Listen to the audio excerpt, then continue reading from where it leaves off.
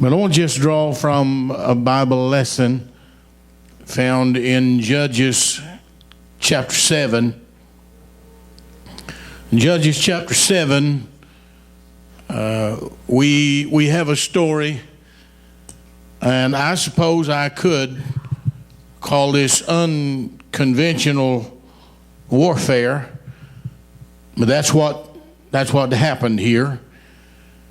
And I want to skip ahead in the chapter here, chapter 7, and read to you just one verse, and the latter part of the verse. It's very meaningful. The story here is of Gideon and his battle against the Midianite camp. The Midianites and Amalekites and we got all kind of ites in the Bible. They had the Amalekites and Midianites and the Jebusites, and now we have the Cumanites and the Mizanites, and that's about the way that goes. Anyway, you think about that next week. But these are enemies. These are enemies of God, enemies of God's people. Verse 15 says, "And so it was when Gideon heard the telling of the dream and its interpretation that he worshipped, he returned to the camp of Israel and said, 'Arise, for the Lord has delivered the camp of Midian into your hand.'"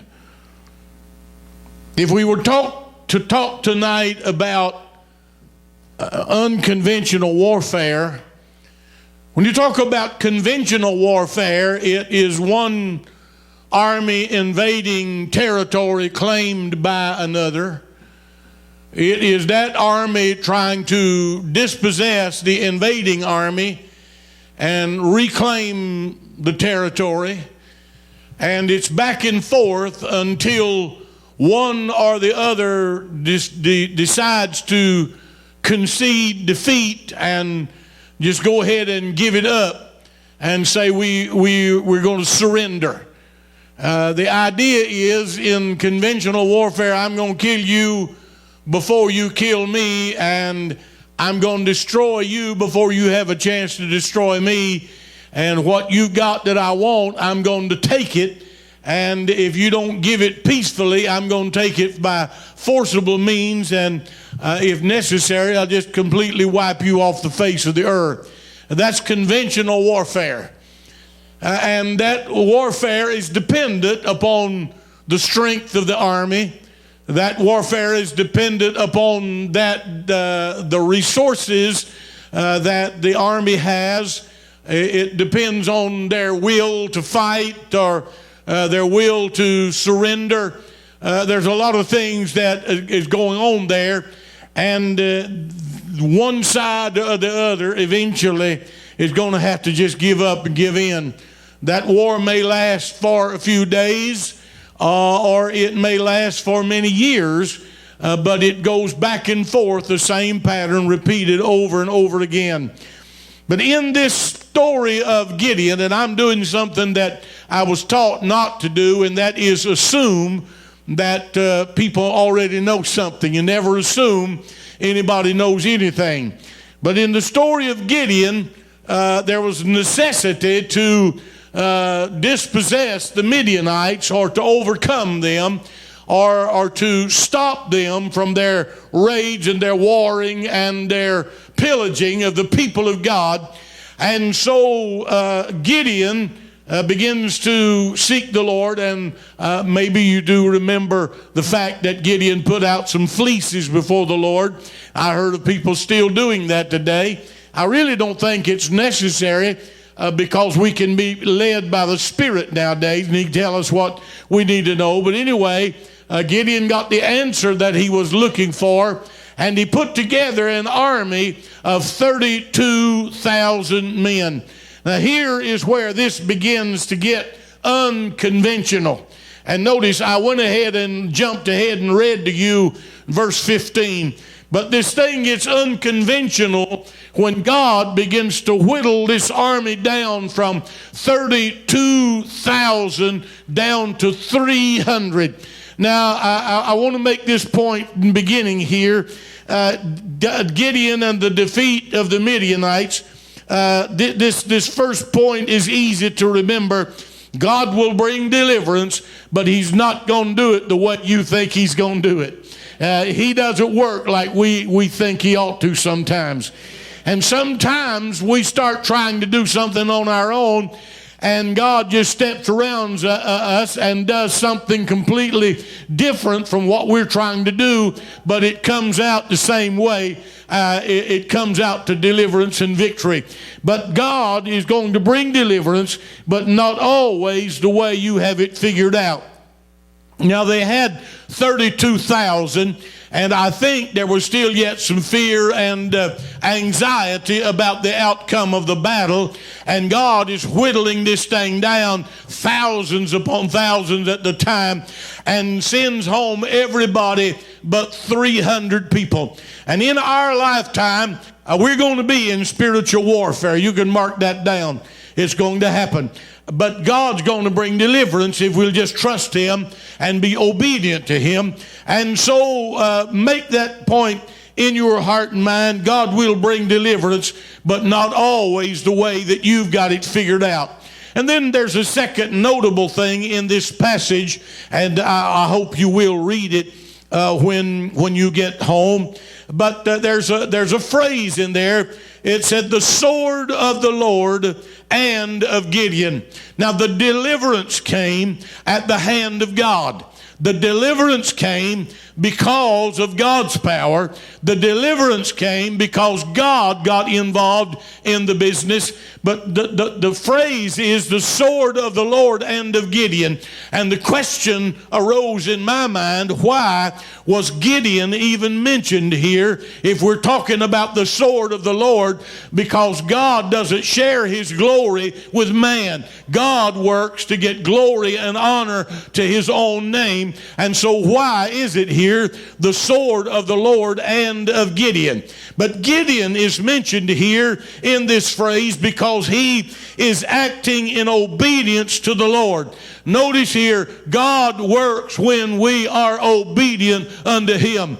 Sometimes we don't see the answer to our problem, and we're continually going through the same problem. Oh, Lord, help me. I'm going down this trail now, so I'll be back here in a little while. But it's amazing to me how many times some folks have to go through the same thing before they learn. They just simply need to resign their will to God's will and be obedient unto God. I remember preaching a sermon years ago down in Florida to a church that I'd known most of my life, and the title of my sermon was "She'll Be Coming Around the Mountain When She Comes," and it was about Israel and their wilderness wanderings. Has anybody seen the children of Israel? They were 2 weeks away from the promised land, and 40 years later they're still stomping around and around and around. Around and around she goes, and where she stops nobody knows. She'll be coming around the mountain when she comes. And that's the way it is with some people. They go around and around and around and around and through this thing over and over again. Let me tell you, if you want God to do what you need him to do, then get obedient and surrender to him. It's the sword of the Lord and of Gideon, and Gideon is mentioned because he is acting in obedience to the Lord. Now, I read that 15th verse because it had a phrase in it, a sentence in it that I wanted you to take note of. You see, God has a plan. God has not left you here just to float around aimlessly. God has a plan. And may I make it personal tonight for us here. God has a plan for West Green Church of God. Now, we may not have fulfilled that plan, but God does have a plan. God has a purpose for us being here. God has an expected end. God has something for us in the future that we have not seen yet, but he also has a plan. And in order to get to that place where we need to be, we must follow the plan. Now notice that sentence in verse number 15. Victory had already been decided. It was already decided that there was going to be victory. Victory had already been determined. Can I just tell you tonight, victory has been determined in your life. Victory has been determined for this church. God has decided that we're going to be victorious. I'm not a victor or a victim. I'm a victor. I am not defeated. I am more than a conqueror through him that loved me. But the pathway to this victory is obedience. Hear me again. The pathway to victory is obedience. God had a plan that the Midianites be destroyed and defeated, that the camp of the Midianites be overcome. God had a plan that would bring him glory. God had a plan that would bring victory to his people, and he used Gideon, and he involved Gideon in it, and Gideon's part in that plan was to be obedient. I want to tell you tonight, before you go home, God has a plan for you. God has a purpose in your life. God has an expected end for you, but that end will only be realized, that victory will only be accomplished as we are obedient to God. And when we're going around and around and around and around, it's a good sign that we are not being obedient to God and doing what he wanted us to do. Now, I'm just going to speak from a little experience here that I've had over the last couple of years. You know, the years that I've been in the ministry, I've seen churches.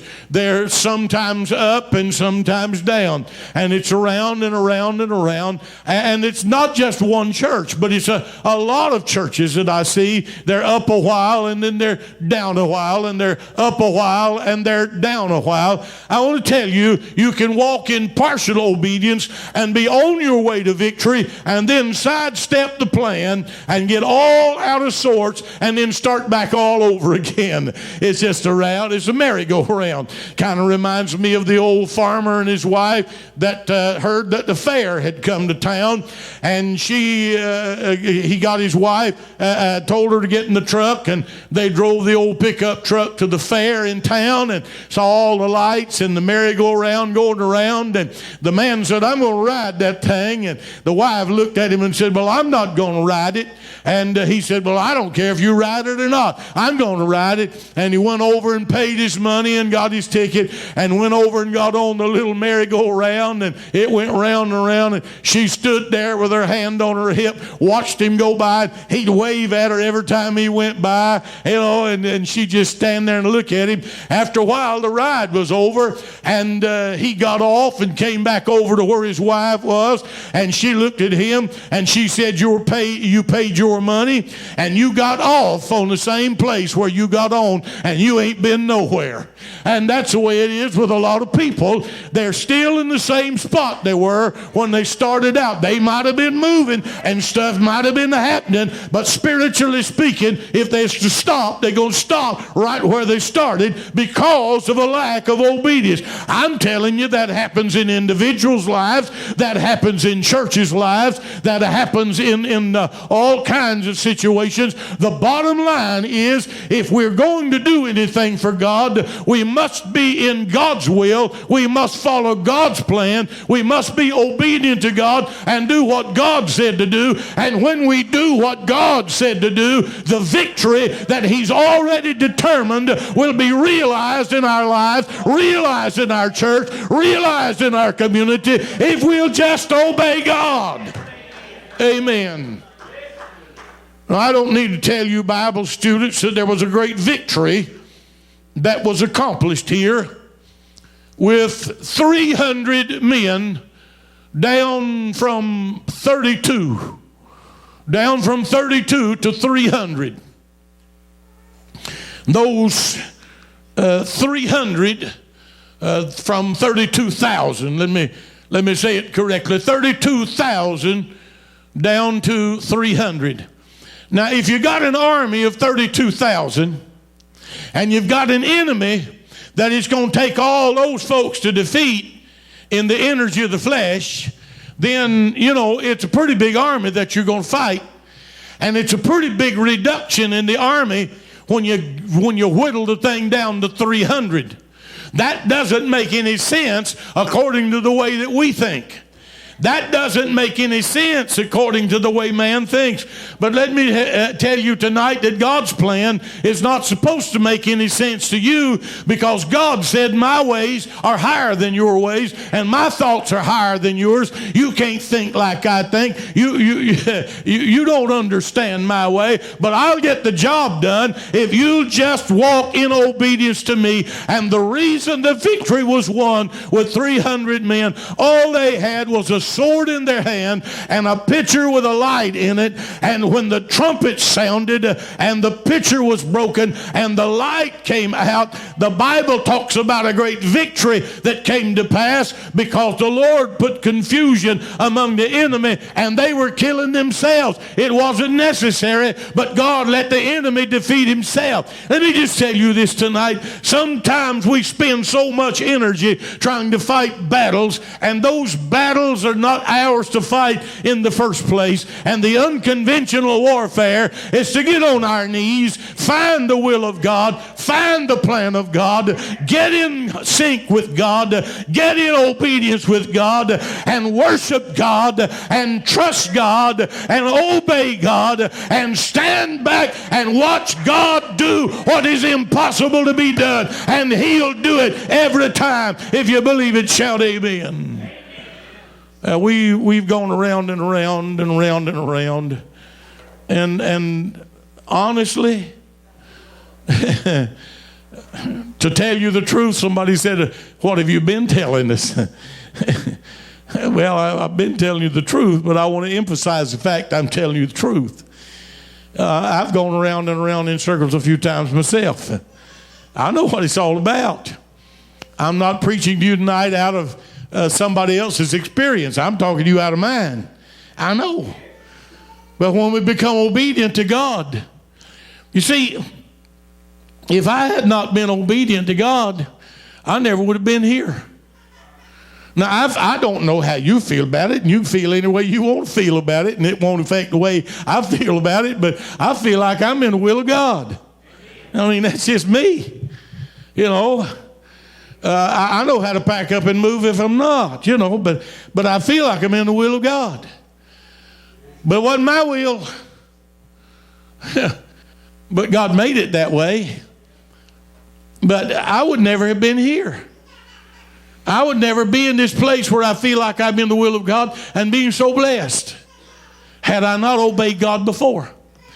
Now, I remember a good number of years ago, I was in a place where I told some folks I'd come help them out. Their church was in trouble. And that's the way I always got folks who was in trouble. I mean, really. That's just me. Send me to the trouble spot. I told one state overseer, I said, let me tell you what you need to do with me. You need to find the biggest trouble spot you got in this state and just set me down right in the middle of it, and I'll handle it for you. That's kind of the way I felt because of the way my life was going. But I was in a place where I was trying to help some folks out. Their church was in trouble. Attendance had fallen off more than half, I guess. And there was trouble in the church. And so I told them I'd come help them out. And I told them I'd help them for 3 months. I was evangelizing, preaching revivals. And I was happy doing that.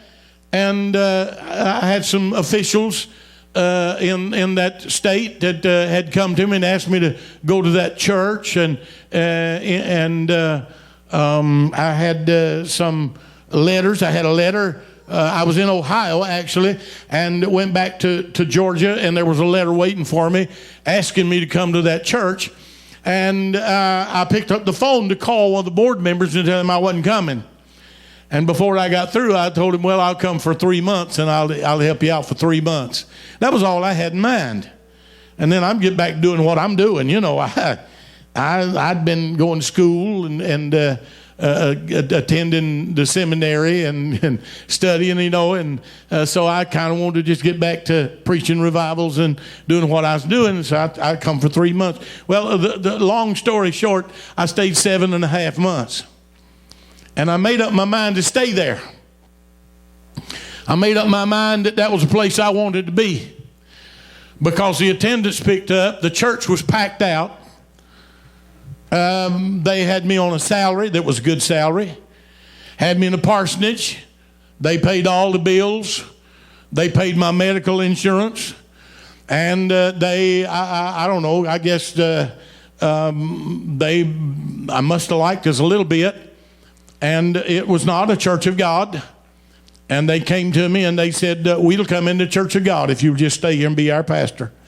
And I said, well, I can't take this church into the Church of God out of this denomination. Your general overseer is one of my best friends. I mean, people that I'd worked with before, and the district superintendent was a spiritual daddy to me.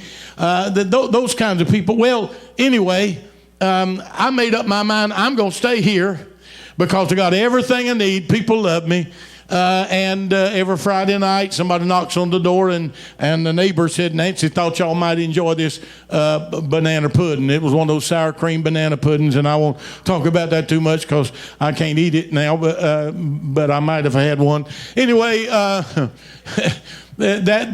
said one night at church, I said, I need to find somebody I can buy some firewood from.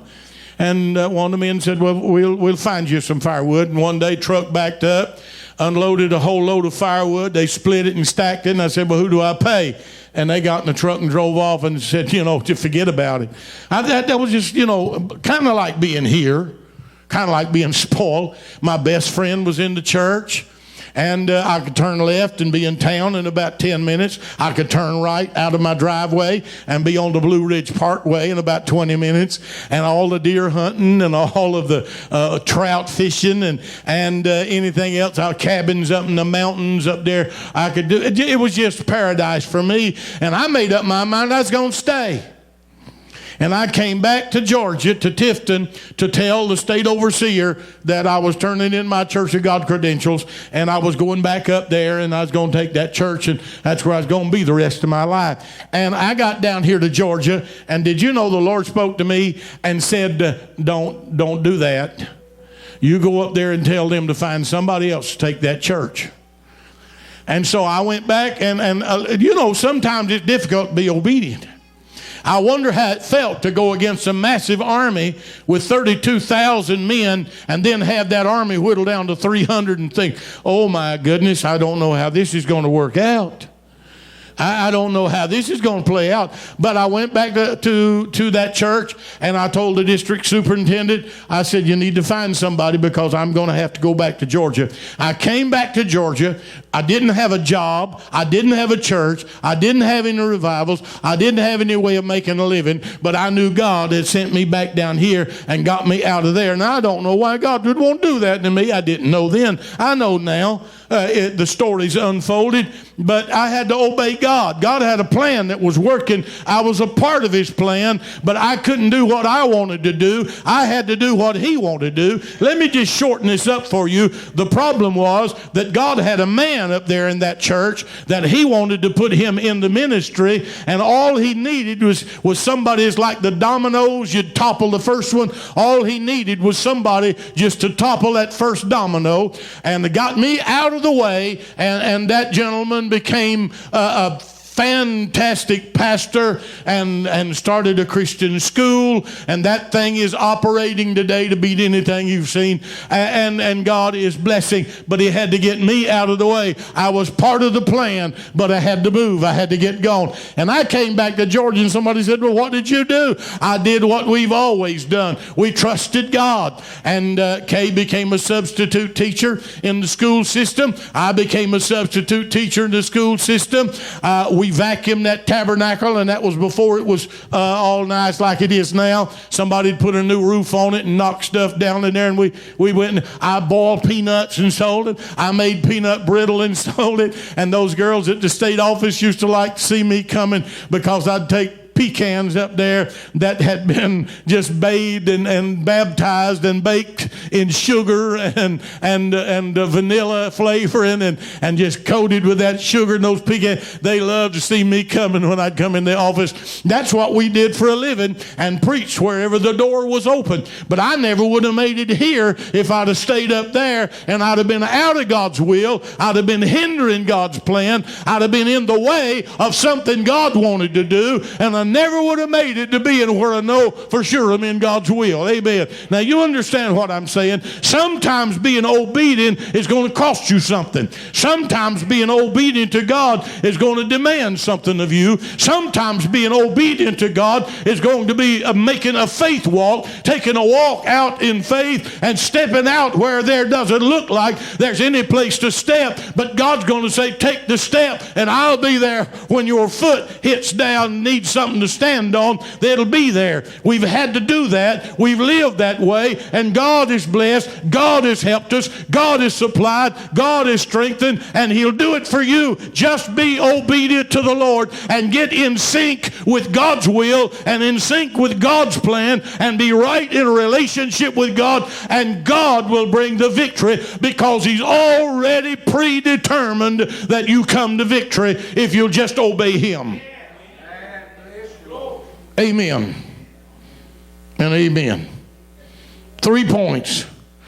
God will bring deliverance, but He's not going to do it the way you think He's going to, because His plan's different than yours. So you're thinking with this. You can't think like He thinks. You just have to obey. Second thing is, you get involved in the plan of God. It's the sword of the Lord and of Gideon. It's the sword of the Lord and Brother Tim. It's the sword of the Lord and Brother Bruce and Sister Norma.